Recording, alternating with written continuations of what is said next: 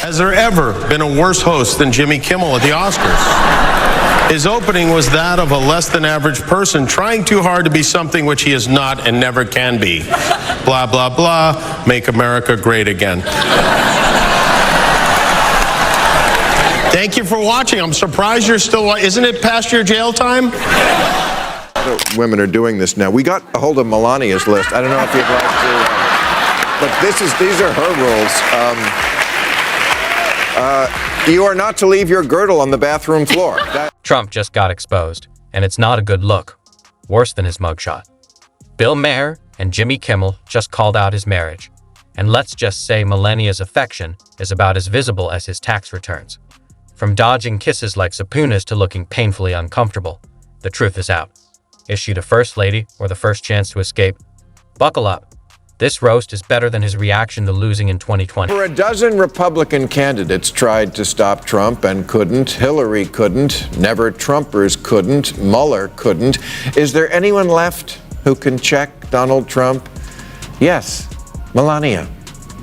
It's not anti-feminist to say that in addition to doing everything men can do intellectually, women also have another power, the power of the ultimatum.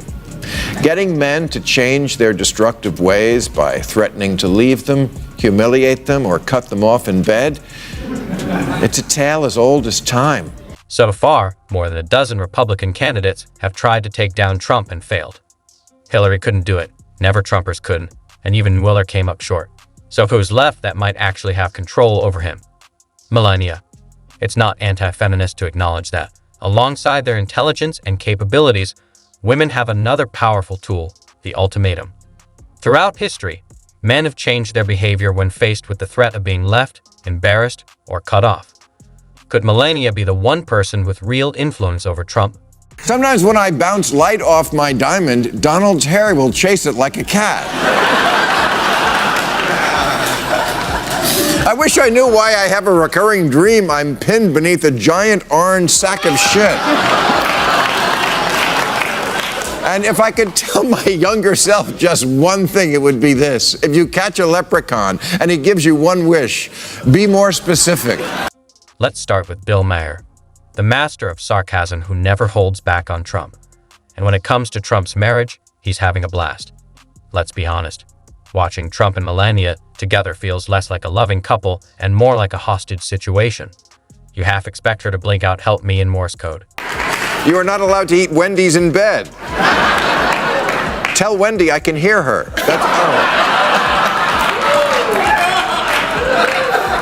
You are not to ever again mention the bride catalog's return policy.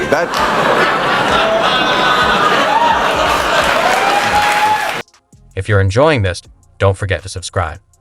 Bill Maher has been calling out Trump for years, especially when it comes to his, let's say, unconventional marriage.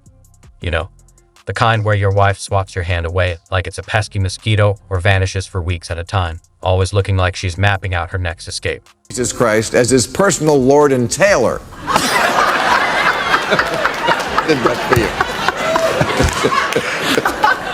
Trump has nothing in common with Jesus, who was from the Middle East. Trump wouldn't even let him in the country. Jesus healed the blind. Trump mocks the handicapped. Jesus turned the other cheek. Trump grabs your pussy. Jesus turned water into wine. Trump just whines. The Bible says, "Thou shalt not covet thy neighbor's wife." Trump says, "Fine, what about my daughter?"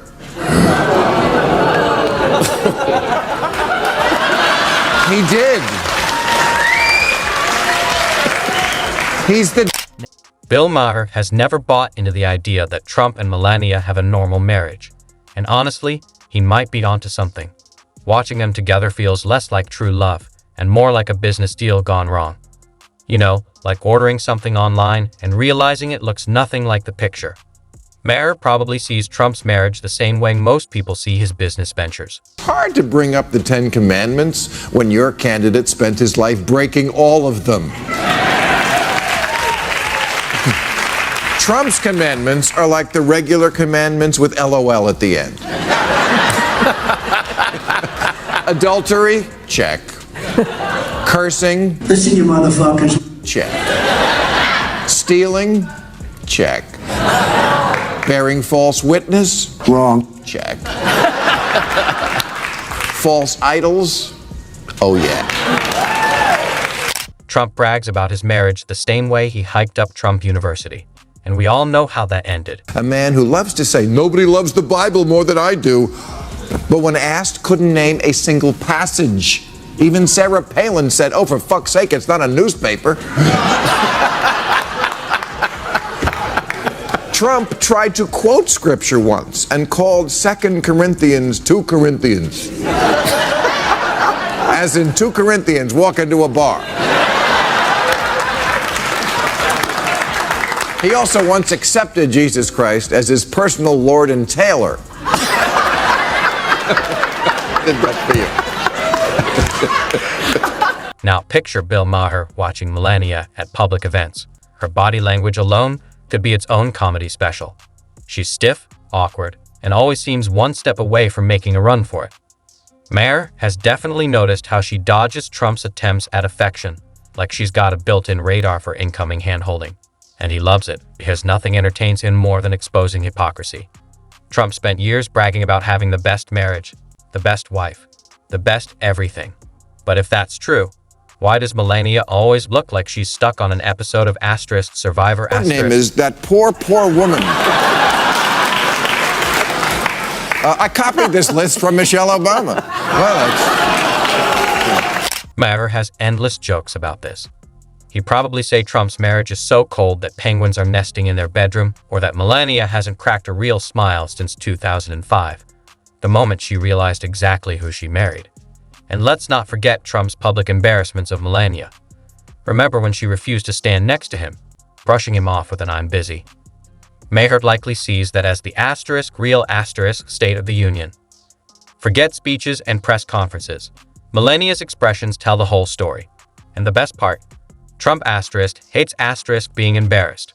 Losing elections stings, but losing control of the narrative. That's his true nightmare. And Bill Maher? He's making sure the humiliation just keeps rolling. Because, he was just this knucklehead. I knew him before he was, a president. He was just a guy who was chasing girls. Every time you went out, he'd come over and be like, what's the name of that? But here's the kicker. Trump desperately wants to be seen as the ultimate alpha male. Dad who's always in charge. And yet, his own wife won't even hold his hand. Maher would have a field day with that irony. How can Trump claim to be a strong leader when he can't even lead Melania to the car without her rolling her eyes? To Maher, Trump's marriage is basically a perfect reflection of his entire presidency.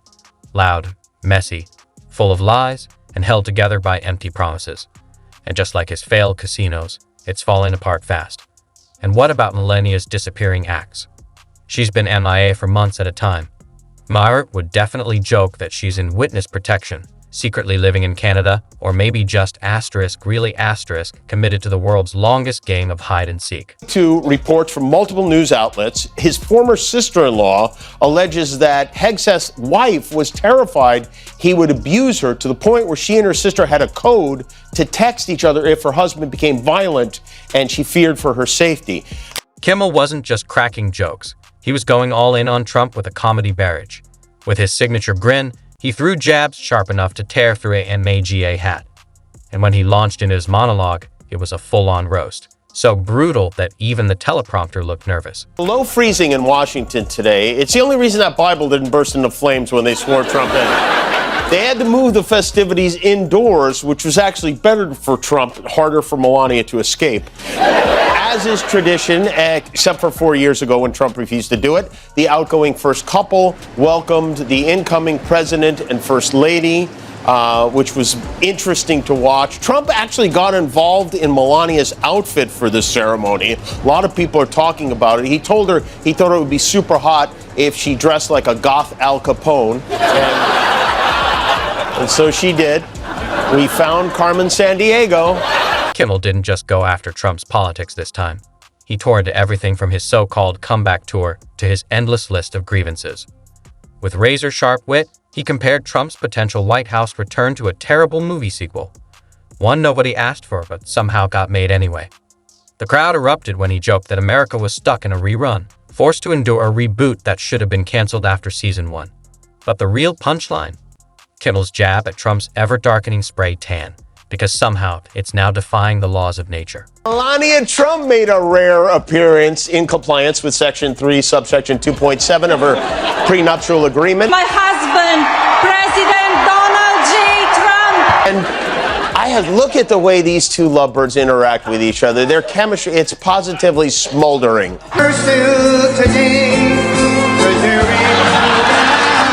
She greets him like he made a delivery to her. The reaction was instant and intense. Social media exploded with debates. Was Kimmel out of line? Or was this one of his best roasts yet? Right-wing pundits, in predictable fashion, clutched their pearls, acting like making fun of Trump was now a national emergency. Some even floated the idea of an investigation, because nothing says free speech like trying to turn comedy into a congressional crisis. But let's be real. This was classic Kimmel. He's been taking shots at Trump for years, and if anything, this just proved that Trump's return guarantees late-night TV will never run out of material. The big question, did Trump take the bait, or was he too busy firing off an all-caps rant on Truth Social? Either way, Kimmel had already won. This wasn't just another late-night joke, it was a viral moment. Would Trump lash out or pretend it never happened? One thing was certain, the internet was eating it up. Some called it a perfect hit, others a full-scale comedic takedown. No matter how you saw it, the online frenzy proved one thing. People couldn't get enough. Biden and Trump rode together to the Capitol in a limousine like a divorced couple on their way to their kid's graduation. Jill Biden rode with Melania Trump. They both cried the whole way there, different reasons. But overall, unlike the last time, there was a lot of respect paid to tradition. Kamala Harris invited J.D. Vance to the vice president's residence at the Naval Observatory for a ceremonial humping of the Millard Fillmore futon. It was a short drive to the Capitol for Biden and Trump, though I'm sure it seemed very, very long. There they are. The reporters, they asked Joe Biden what his message for the day was, and he said joy was his message for the day, which I think that's the name.